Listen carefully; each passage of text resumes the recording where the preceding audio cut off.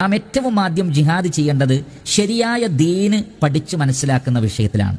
എന്താണ് സന്മാർഗം, യഥാർത്ഥ മതം എന്താണ്, അതിലെ വിശ്വാസ ആചാര അനുഷ്ഠാനങ്ങൾ എന്താണ് എന്ന് കൃത്യമായി പഠിക്കുന്ന വിഷയത്തിൽ നമ്മൾ ജിഹാദ് ചെയ്യേണ്ടതുണ്ട്.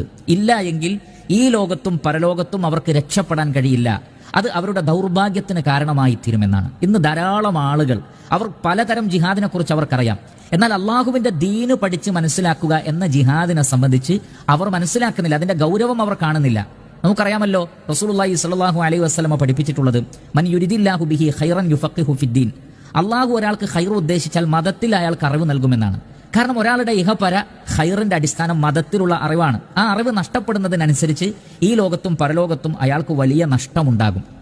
അതുകൊണ്ട് യഥാർത്ഥത്തിൽ നമ്മുടെ മനസ്സിനെ നമ്മൾ പരിശീലിപ്പിക്കേണ്ടത്, നമ്മുടെ ശരീരത്തിൽ നമ്മൾ ചെയ്യേണ്ടുന്ന ഏറ്റവും വലിയ ജിഹാദ് യഥാർത്ഥ മതം എന്താണ് എന്ന് പഠിക്കലാണ്. എന്താണ് ഖുർആനും യഥാർത്ഥ നബിചര്യയും നമ്മളെ പഠിപ്പിക്കുന്നത്, സ്വഹാബികൾ എങ്ങനെയാണ് ദീനിനെ മനസ്സിലാക്കിയത്, ഇതൊക്കെ മനസ്സിലാക്കാനും പഠിക്കുവാനും വലിയ ഒരു ശ്രമം തന്നെ നമ്മുടെ ഭാഗത്ത് നിന്ന് ആവശ്യമുണ്ട്.